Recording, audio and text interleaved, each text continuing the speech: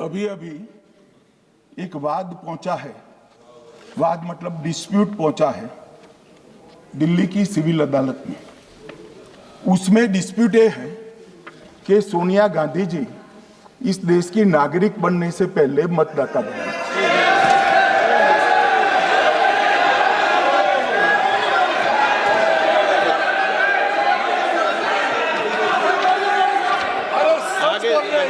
आगे सुनो, बोल क्या रहे, पूरी बात तो सुनो। मान्यवर,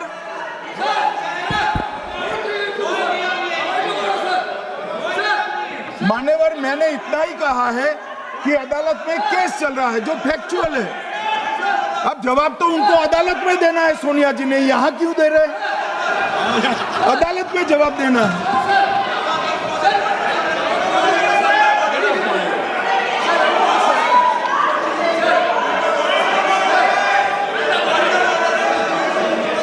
बीच के भाषण में पॉइंट ऑफ ऑर्डर नहीं होता। नहीं है सर, मुझे याद है जो माननीय सदस्य नहीं है, ये 352 ये रहा, 352 टेबल पे रहता है, मुझे जवान याद है 352। Home Minister is speaking about an issue which is pending in the court. Actually, what happened, sir? Rosavenue Court, some senior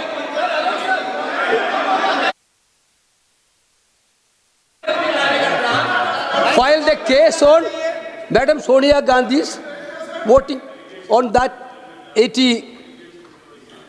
Sir, that Rosavenue Court dismissed that case without, there is no substance in that case. After the same person given an appeal. Gandhi not even voted in that election. I am challenging Home Minister. Okay. Sonia Gandhi not even voted that election. Can you prove it? Can you prove it? Sir, misleading statement a Home Minister doing. Sir, you are. What is this, sir?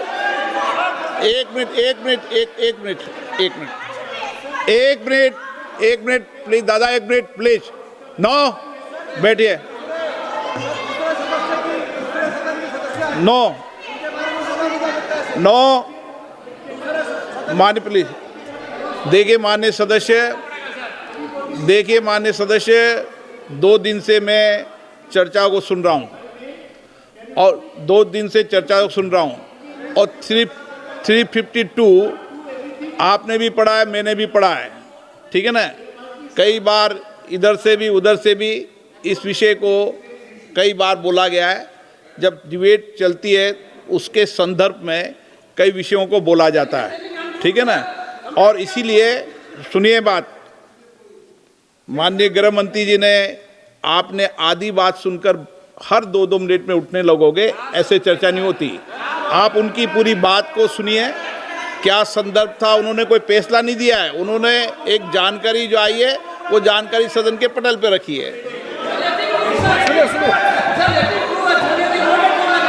अब मुझे सुनिए तो, अब आपने एक मुद्दा खड़ा किया, मुझे जवाब तो देने दीजिए। मान्यवर, मैंने कुछ ऐसा नहीं कहा, मैंने सिर्फ इतना कहा है कि एक वाद दायर हुआ है दिल्ली की अदालत में। मैंने कोई कंक्लूजन नहीं कहा, मैंने कहा कंक्लूजन कहा, मैंने कोई कंक्लूजन नहीं कहा। कंक्लूजन तो जब उनका नोटिस का जवाब वो दे देगी तब अदालत देगी, तब फिर से बताऊंगा मैं। मगर अभी तो मैंने सिर्फ इतना कहा है कि वहां एक केस रजिस्टर्ड हुआ है जिसमें श्रीमती गांधी को नोटिस इश्यू किया है। इसमें इतने लाल पीले होने की जरूरत क्या है?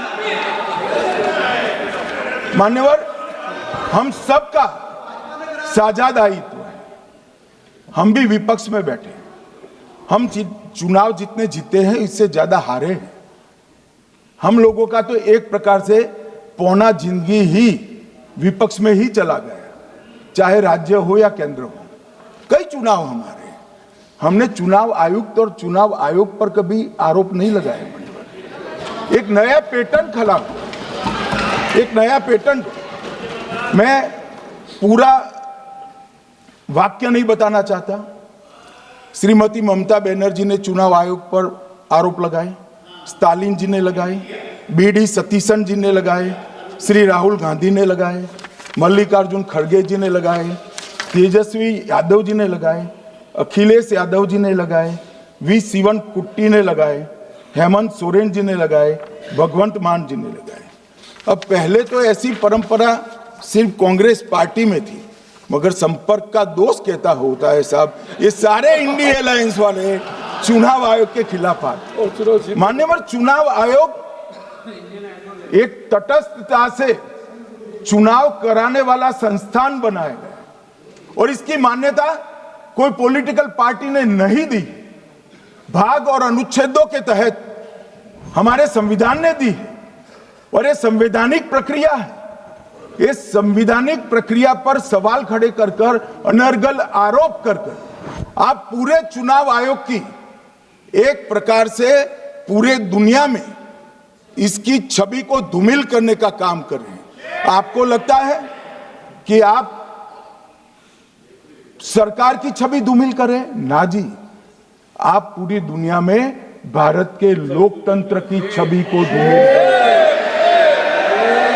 मान्यवर, सरकार का तो इतना ही सवाल है, मान्यवर सरकार का तो इतना ही सवाल है कि भारत के मतदाता क्या सोचेंगे, मगर मतदाता का सोचने का सवाल नहीं है। मतदाता को तो मालूम है कि हमने तो वोट दिया है इसलिए चुनकर आए हैं, तो उसके मन में कोई डाउट नहीं है। ये वोट चोरी करते रहे, घुसपैठिया बचाओ यात्रा निकाली और बिहार में 2/3 बहुमत से हम जीते। मान्यवर, ये जो नई परंपरा शुरू हुई कि देश के अंदर चुनाव न जीते तो चुनाव आयोग को बदनाम करो, चुनाव प्रक्रिया को बदनाम करो, मतदाता सूची को बदनाम करो, ये हमारे लोकतंत्र का भला नहीं करेगी। यही आयुक्त के, यही सरकार के होते हुए आप कई चुनाव जीते, हम कुछ नहीं बोले, हम पार्टी में बैठकर इसकी मीमांसा की, मगर ये लोग चुनाव आयोग पर। प्लीज नो, आप बैठिए, आप ठीक है बैठिए। माननीय सदस्य प्लीज प्लीज। मान्यवर, मैं थोड़ी स्पष्टता के लिए आंकड़ा देना चाहता हूं। मई 14 में श्रीमान नरेंद्र मोदी इस देश के प्रधानमंत्री बने, तब से उनको आपत्ति है। तो एनडीए क्या क्या जीती? 3 लोकसभा चुनाव हम जीते, 41 राज्यों के विधानसभा चुनाव जीते, तो हम 44 विधानसभा टोटल चुनाव जीते हैं 2024 से 25 तक, मगर वो भी 30 चुनाव जीते हैं अलग अलग विधानसभा में, 30 जगह पे। अगर मतदाता सूची करेक्ट है तो क्यों शपथ लिया, क्यों चुनाव लड़ा? आप बताइए देश की जनता को। आप लोग यहाँ कैसे पहुंचे? श्री राहुल गांधी जहां से चुनकर आए थे, वो वायनाड की मतदाता सूची में भी मेरी पार्टी ने प्रेस कॉन्फ्रेंस कर इसी प्रकार की डिस्क्रिपेंसी को बताया है। इसका जवाब नहीं देते। हमने अमेठी का भी बताया है, इसका जवाब नहीं देते हैं। मान्यवर, एक चुनाव की मतदाता सूची में जो थोड़ी बहुत गलतियां हैं, उसको वो लोग मुद्दा बनाते हैं चुनाव हारने का। चुनाव हारने का कारण है नहीं, मैं अंत में बताऊंगा क्यों हारते हो चुनाव, मैं बताऊंगा मान्यवर अंत। परंतु फिर भी चलो मान ले कि मतदाता सूची ठीक नहीं है, तो गहन पुनर्निरीक्षण का मतलब ही ये है कि मतदाता सूची को सुधारने की प्रक्रिया। अब इसमें आपके बीएलए सहयोग नहीं करते हैं, आप उसका बहिष्कार का ऐलान करते हो, आपकी राज्य सरकारें जहां है वो मदद कम करती हैं, तो कैसे मतदाता सूची का शुद्धिकरण होगा? जो आपकी डिमांड है वो ही चुनाव आयोग कर रहा है। आपकी डिमांड है कि मतदाता सूची ठीक हो, वो चुनाव आयोग कर रहा है, मगर हुआ क्या है मान्यवर मालूम है? इनको अब अगर प्रेस में कोई पत्रकार उनको पसंद ना आए ऐसा सवाल पूछते हैं तो तुम बीजेपी के एजेंट हो ऐसा कहते हैं। मान्यवर, सवाल जो भी हो उसको लेना चाहिए। मान्यवर, पत्रकार कभी बीजेपी का एजेंट नहीं होता है, मगर आप अगर ऐसा मानते हो कि लोकतंत्र में आपको पसंद आए ऐसे ही सवाल पत्रकार पूछे तो ये नहीं हो सकता। इमरजेंसी नहीं है भाई, इमरजेंसी नहीं है। मान्यवर, एक प्रेस में कोई सवाल पूछता है तो कहते हैं बीजेपी के एजेंट हो, केस आते हैं तो जज पर आरोप कर देते हैं, चुनाव हारते हैं तो ईवीएम पर आरोप करते हैं, ईवीएम की दलील अब गले नहीं उतरती तो वोट चोरी का मुद्दा लेकर आए, वोट चोरी का मुद्दा लेकर पूरा बिहार में यात्रा निकाली, फिर भी हार गए। अब हारने का कारण आपका नेतृत्व है, ये हारने का कारण ईवीएम और मतदाता सूची नहीं। और अगर ये मानते हैं मान्यवर,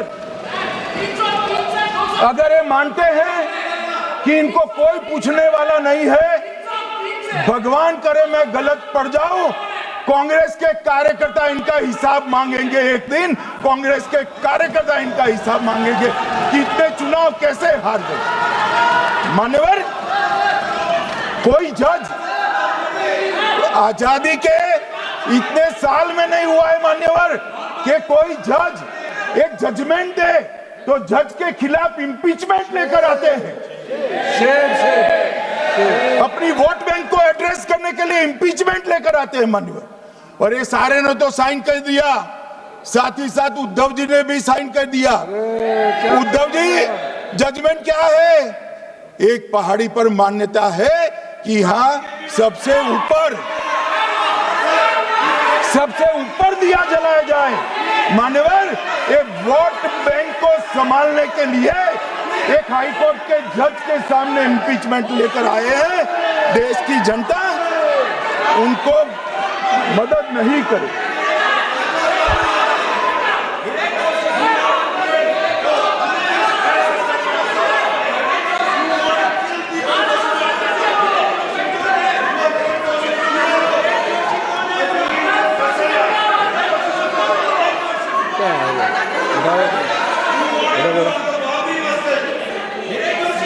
प्लीज नो, माननीय गृह मंत्री जी। गौरव जी बैठ जाइए, नया मुद्दा शुरू हो रहा है। प्लीज, अरे भैया प्लीज मेरी बात सुनो ना। माननीय गृह मंत्री जी, माननीय गृह मंत्री जी, माननीय गृह मंत्री जी, नया मुद्दा शुरू हो रहा है, फिर से खड़ा होगा होना। आप बैठ जाइए प्लीज। No no,